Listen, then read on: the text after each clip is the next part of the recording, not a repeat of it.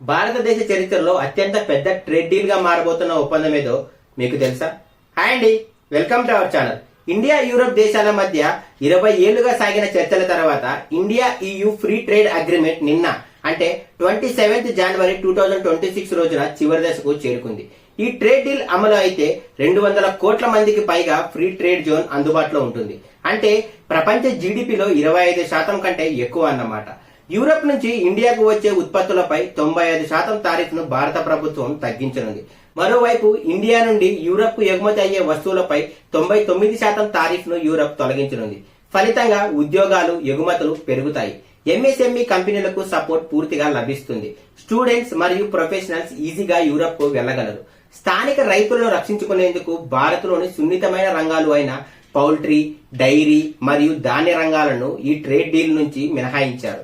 అన్ని అప్రూవల్స్ దొరికితే 2027లో ఈ డీల్ అమలులోకి వస్తుంది. ఇది కేవలం ట్రేడ్ డీల్ కాదు, భారత్ గ్లోబల్ పవర్ గా ఎదగడానికి మరో అడుగు. Thank you. To follow and subscribe our channel for more such content.